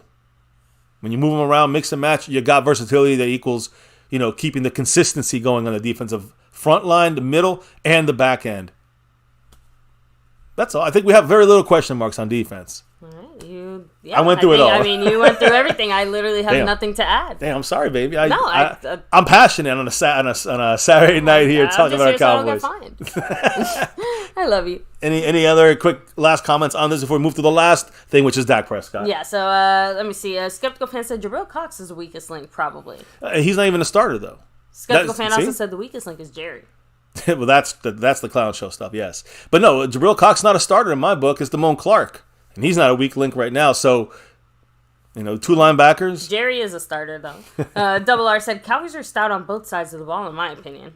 Yeah, we could help the offense a little bit more. But, yeah, I mean, they're stacked even our enough. Weakest link is not like, it's not like decrepit, right? It's just the weakest link is hanging. The weakest link on this team, outside of kicker, I guess, is hanging by a hair in that offensive guard spot, in my opinion. Because if we have an issue with Terrence Steele getting back for week 1, then Tyron Smith plays out there. Tyler Smith plays left tackle, and who's playing left guard? I mean, right now it's Farniak, Udoga. Who's going to be? Well, that's the weakest link on the team. Outside of kicker, it's more of a question mark. There's a definitely weak link there on the offensive line. If none of our 5 starters are out in that field together, if one of those guys are missing, we're in trouble. Now, listen, this is the end, guys. So get your last comments or last drops of knowledge in the chat. Last drops of love. Like, subscribe. Hit that notification bell. Follow us everywhere on social media at MyCowboysFamily. And hop into the Discord. Link for that's in the description box down below. Yeah, and we're going to finish up strong here with, I'll say, some real interesting information from one of our own family members here at MyCowboysFamily. I love this. We'll do this once in a while when we find something really interesting. You guys drop something really great in the chat, or in the comment section, I should say, from our videos. And this one, I don't know if he's even in here. Probably, I don't know if he watches our live shows. He definitely watches the videos and commented. But his name is Yudi Maverick Mentor. All right, much love to you. Dallas resident, it sounds like. Dallas representing it. Again, of course, a Cowboy fan. Let me read to you what he said. And I want to let you guys marinate on this, because it is about what you see here on our front of our, of our thumbnail here. You see our history of I would say, again, we could mention Gary Hogaboom and Babe Laufenberg, but I ain't mentioning it. I'm talking about the best quarterbacks, and yes, Dak is one of the best quarterbacks in the Dallas Cowboy history. Yeah, these are facts now. There's nobody you could put above on these 5 guys, and I think Danny White is the 5th guy on this list. These are the best 5 quarterbacks in Cowboy history. I guess you could say Don Meredith, who was before Roger Staubach. That almost was a different kind of football back then. So, look, when you look at this group of guys, let's take a look at the fact that Dak Prescott, this is what Maverick Mentor said, Dak Prescott had the worst season ever when it comes to interceptions, right? In 2022. He had 15 interceptions in the regular season. So he just was asking a great question. I wonder how the other Cowboy quarterbacks did in their time. And when he says Cowboy quarterbacks, we're talking about these 5 guys, all right? So let's take a look at this, right? Dak Prescott, worst interceptions per year, right? I mean, not per year, worst interception in a season for these guys. Dak Prescott, 15 interceptions this year. 15 was his highest he's ever thrown in a regular season. Tony Romo, he was the last great quarterback we had. His worst year, 19 interceptions. That's 4 more, by the way. He did it twice, in 2007 and 2012. What about the great quarterback, of course, that won 3 Super Bowls there, Troy Aikman? His worst year of throwing interceptions, 18 interceptions, 2 times as well. 1989, his unfortunate rookie year where he did not play every single game. And, of course, the following year, 1990. So one of the worst quarterbacks to start off our history, almost, it feels like, Troy Aikman. First 2 years, right? Danny White, the guy that was the best guy we had after Roger Staubach, really, between Staubach and Aikman. Danny White, who I remember seeing play, he had 23 interceptions, guys. And he had 25 interceptions. 23 interceptions in 1983. He wasn't a rookie at this point, guys. In 1980, a little younger, still not a rookie. Yeah. 25 interceptions. So that's a lot of interceptions from Danny White there. One of the better quarterbacks. I'd say the 5th best quarterback in our history. How about Roger the Dodger? There's no way. He threw 16 interceptions, guys. That was his worst year, with less games, by the way. 4 times. 4 separate years. He was a gunslinger for a reason. 1973, 1974. Yeah, that comes with some risk. I'm saying, when you are aggressive, you get picked. 1973, 1974, 1975, 1978. Roger Staubach, 16 interceptions, all those 4 years. Not a very good stat to hold. So, Dak Prescott, 15 interceptions in 8 years. That's his best. That's the best than any Cowboy quarterback in our history. Yeah. The legendary guys. Let's put it that way. Mary Alvarez, have a great night. Thanks for hanging with us. Yes, Mary, much love to you. And then, how about interceptions in one game? Well, Maverick Mentors, kept going. Dak has had 3 interceptions. That's the most he's had in a single game in his career. All right, which seems like a lot, right? Not many times you get 3 interceptions. Well, what about Tony Romo? He had 5 interceptions 2 different times in his career. That's a lot of picks. How about Aikman? Aikman also had 5 interceptions 1 year.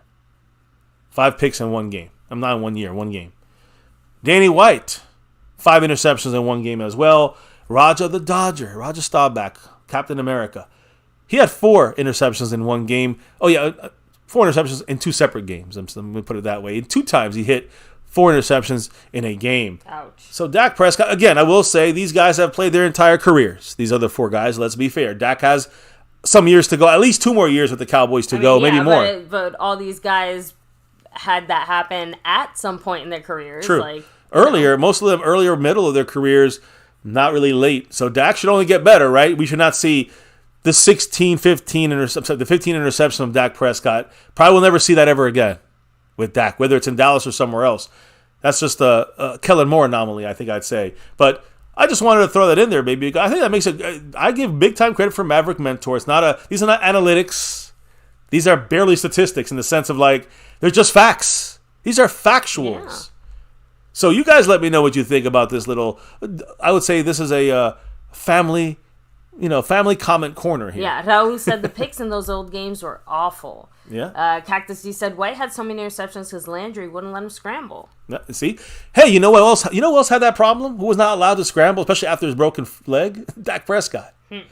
Think about that. And I've been saying dual threat. I don't want him running like a fullback. I want him scrambling.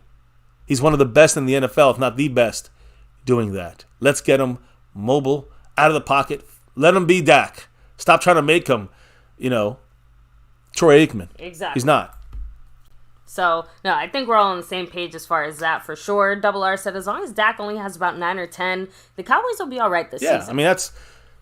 You guys know... I mean, I hope everybody understands, 8, 9, 10, 11 interceptions. That's for a quarterback that would be passing a lot, that's about right. That's about average. All the great quarterbacks this last year, most of them, if not, I think almost all of them, but maybe Tom Brady, I don't even know, they all had 12, 13 interceptions in the regular season. Yeah, I'm just saying, you have to the Burrows and the Josh Allen. Those numbers are always going to be a little bit higher from now on, too, just because with the addition of an extra game.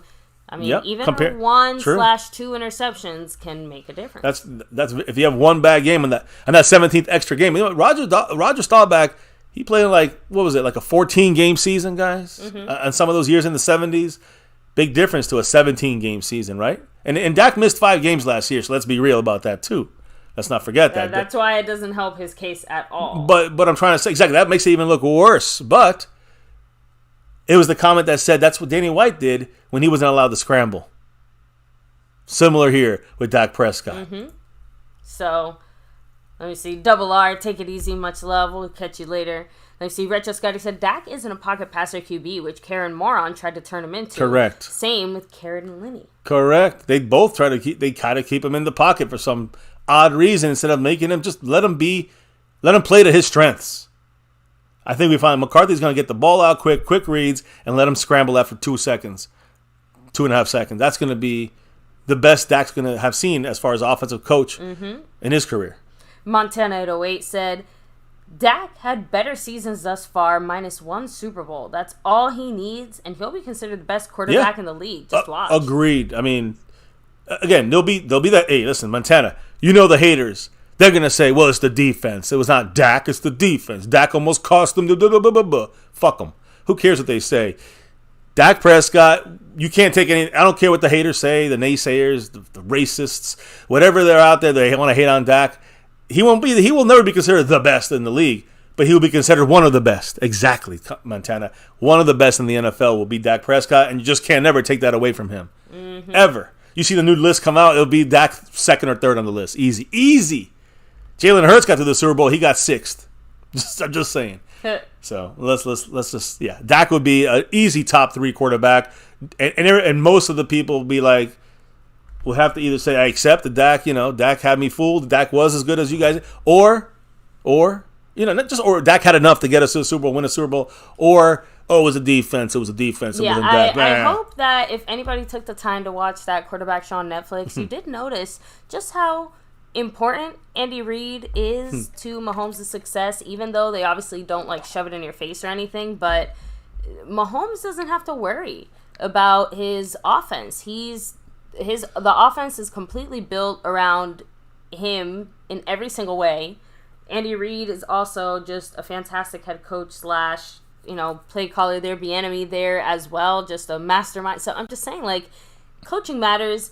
The kind of meshing of everything together matters, and playing to your quarterback's strengths matters. Although obviously Mahomes seems to have and Mahomes is a naturally better quarterback than Dak Prescott. He has his own things that he likes to do, and his own rhythms he likes to follow. So why would anyone want to do something that goes against that? It's like trying to run Mahomes.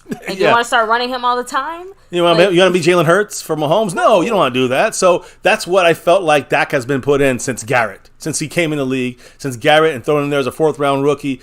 And they just have to follow the very watered down Linehan offense, and then the overdone offense the following year with Zeke out of the thing, and then we lost our offensive lineman. It was crazy. Another good point. It'll be interesting to see how many interceptions Herbert has at the end of the season. I agree. Retro Scotty said, "Let Dak scramble or roll out. Let him do his thing." Chocolate Montana 808 throwing out there. Dak never had the best situation. Correct. He may have had a few players here and there, but best situation, nah, never. No way. Jalen Hurts, best. Mahomes by far best. Rodgers, Brady. Why are we even talking? Just say. And he's not just talking. Montana. Sorry, he said. I agree with the OCW. We just stole my comment. And you got to remember what he just said there. It's not just about they're good and they're just saying, no. It's because you got coaching that is good. You have an offensive line with Jalen Hurts that is fantastic. I mean, all of them made the fucking Pro Bowl. That's called a great situation. That's not just a good situation. That's a great situation. Again, and he made something out of it, so you got to give Jalen Hurts credit, but give Dak that situation. Tom Brady had Bill Belichick, and it's an outstanding defense. You're in great situations. Now, Dak was in some good situations. I'm not going to say he was in some horrible situations with no receivers, and that receiver by committee year. We had last year with Noah Brown and an ailing Gallup. Cactus G throwing out there as well. The benefit of Mahomes sitting out his rookie season is invaluable for his success. Yep, he didn't play much. Romo basically had. I'm just 2 years of that, 3 years, Dak was very thrown much put to the fire. It's not excuses. It's not even. Again, these are facts. That it's not surprising that he had a rockier path, just because he had to show a lot more of his ugliness in a way that some of these guys didn't have to show it to grow and develop behind the scenes a little bit more. That's very good point. Very good point. Go back to the Herbert comment. I wanted to touch on that.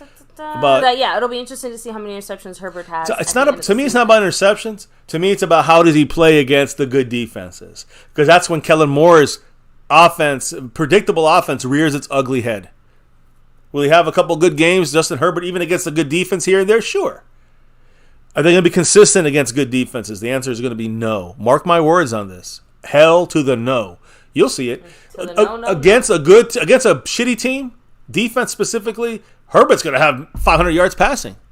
But against, let's just say the Buffalo Bills defense, he'll probably be picked 3 times. And they'll probably lose by 17. You know what I mean? Or maybe more. Honestly, I have to admit. That's my general kind of web of thought. Keeping a little peripheral vision out for the Chargers, just because I am genuinely curious to see how Kellen Moore will do, because I actually think that Herbert fits Kellen Moore's style a little bit more, so I could see him being a little more successful. Herbert's more of a pocket kind of guy than Dak, maybe a little mobile. In some ways, it's going to look a little better. In other ways, otherwise, it's going to be the same old thing, though. Their cheeks are going to be chapped. If you know that they're going to hit the sticks and turn around and curl routes, then, any defense is going to dominate. And eventually you're going to get to Herbert. He's going to make a mistake. And let's see how many. He might have more interceptions than Dak Prescott. Dak was put to the test last year and throwing some tight window situations with some shitty receivers. No offense there, Noah Brown, but he just wasn't. He's not Brandon Cooks and he's not Amari Cooper. Let's just be real. And Michael Gallup was not himself last year because of that torn ACL in January of 2022. So he still played the whole year on one leg. Situations all around. Yeah. So I want to give extra special shout out to Eudy, EUDY, Maverick Mentor. Appreciate him here, guy. He's in a media arts, animation, game art, design, that kind of stuff. So he's a very smart person, doing it for I think 33 years. So appreciate his insight and his comment with the great break. Again, I'm not saying this is like the tell-all, end-all, tell-all of the situation. I know there's things you can pick on. That's bad on Dak, and the other guys have done like Super Bowls, right? But Danny White never won a Super Bowl, neither Romo. So to me, it's just a very elusive thing to get that Super Bowl. You got to have everything has to be working, not just your quarterback. So everyone has to be on the same page, and if someone's off, and the quarterback usually looks worst. It looks the worst in that group, right? Working, and we do. We need him more consistent with the right offense. You got that, right? It seems like we're heading in that direction. I agree. With the game plan change, with the play calling change, with the speed that goes to Dak, tailored to Dak's strengths, that means the offense will be better. And that's what I see. That's all I'm asking for. A little bit better offense. This team is challenging for the Super Bowl. You mark my words on this, because our defense is getting better, and our offense just needs to be a little bit more consistent. Can I get a little bit of consistency from you, Dak, and Mike McCarthy? You give us that, you might get that 6, and you guys be legends forever in Dallas. This team would be. Hell fucking yeah. Baby, give me the last comments in the chat as we get out of here tonight. Yes. To finish up tomorrow, the finale stream here on MCF for the week, of course, and again, the finale of the offseason, officially in my mind, because tomorrow is the last day before Monday, check-in, an Oxnard, training camp, baby. It's on like Donkey Kong. I cannot wait. Cannot wait. So, Harold Jones, much love. Take it easy. Choctaw Montana 808 in the house. Thomas Garrett, the superior. Garrett. Oh, you guys crack me up here in the chat. Raul, what's up? Cactus G in the place to be. We have, who else? Of course, Retro Scotty representing. Double R, have a great night. Helena Rodriguez from South Texas. Yeah. We have Asmodeus in the house. Mary Alvarez, have a great night. I know we had Skeptical Fan, always staying skeptical. Always. And by the way, he did say do not let Josh Ball play. Look, we made a few mistakes. We'll call Josh Jerry. Ball, one of many, but we'll call Jerry later. But he's still here, so fingers try our crossed best, he can do something. We'll try our best, Skep. Even if it's just mopping the sweat that drips down off onto the field. So, let me see. Cam DCFL, take it easy. Cleveland Brown, much love. GMG254. Cameron, catch his fade. I do want to welcome a new member. Not a new member, a new subscriber to the channel.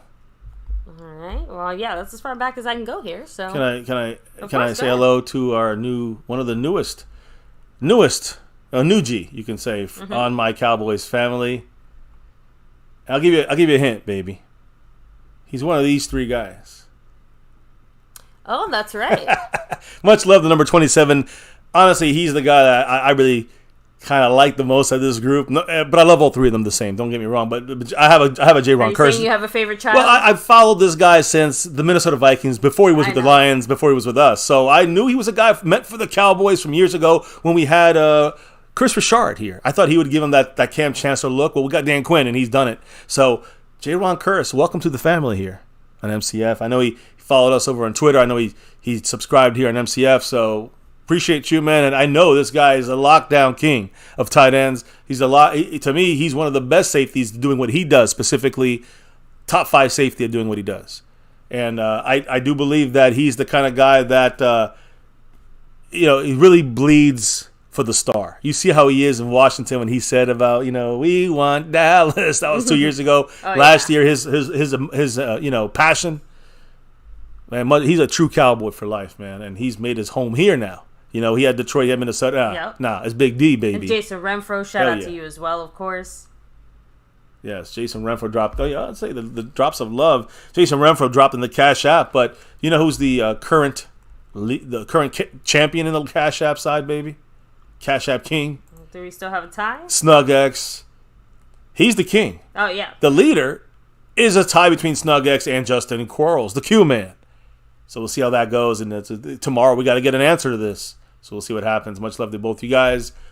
We also got Marco Seppi, and he dropped some points today, baby. 67 points on that stream, boss.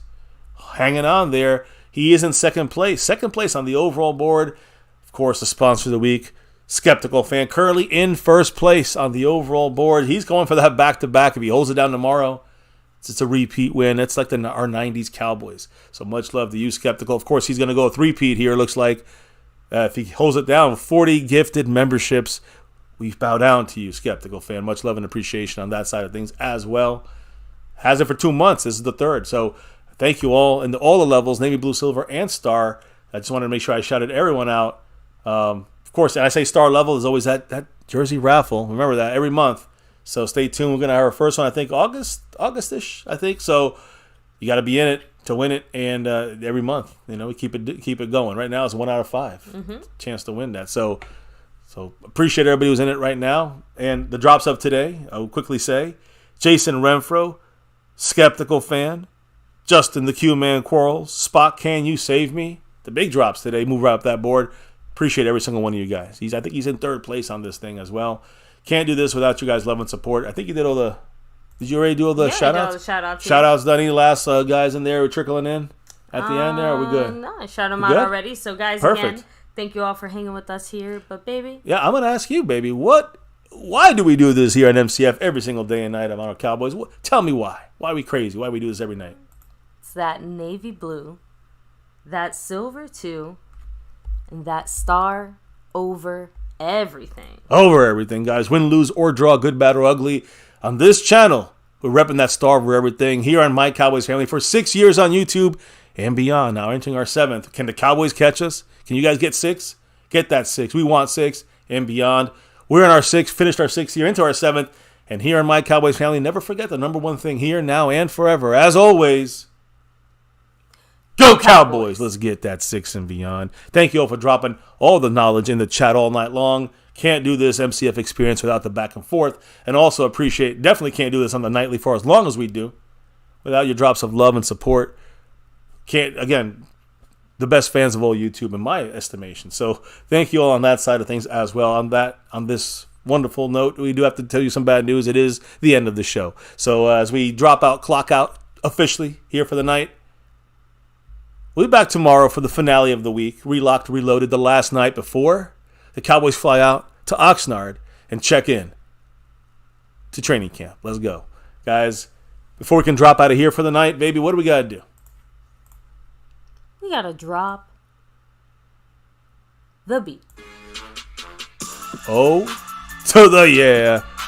Go Cowboys. Thank you, baby. Appreciate you as always. Much love. Much love. Yes, J-Ron Curse, Montana. J-Ron, yes, number 27. Shout out to him. Big shout out to him. Appreciate him joining the family. Yeah, and taking the time to check us out here. I think Zeke joined the family too a while back. So, we got a couple people in here from the Cowboy player base that I'm sure stop in once in a while. Guys, thank you for stopping in tonight on this Saturday special. As we always do it every night. We'll figure it out. what we're going to do. We're going to call this the pregame soon, guys. Get ready. But right now, we still got 1 day of off season, right? So remind those Eagle fans some basic mathematical facts. No matter where you are on this earth, this planet, or universe, 5 is always greater than 1. Let's make that 6 is greater than 1, hopefully, sooner than later, right? And let's, in the process, let's make the Eagles cry. Eagles cry. Anyways, that's it. It's a wrap here for us on this side of the microphone. Cowboys chat in the books. Talked about Dak and the quarterback comparisons. Pretty damn good, Dak Prescott. You got Micah. He's ready. He's ready. He's ready. He's a hungry lion. And our 3-headed monster, safeties, Malik Hooker, Donovan Wilson, and J-Ron Curse, the newest MCF, My Cowboys family member here. Much love to all you guys in the house, watching, chilling. Here in MCF, it's about that navy blue, that silver too. And that star always over everything. Never, ever forget the number one thing right here, My Cowboys family. Much love to everybody in the house, even the haters. Come on in, come on down. Guys, stay safe out there. Have a good rest of your night, rest of your weekend. We'll see you tomorrow for the wrap-up. Peace, much love, and never, ever forget, Go Cowboys!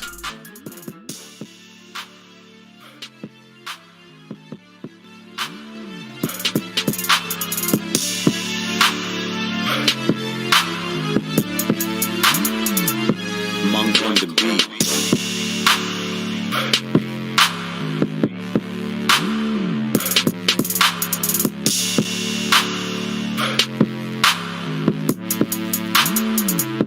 Monk on the beat.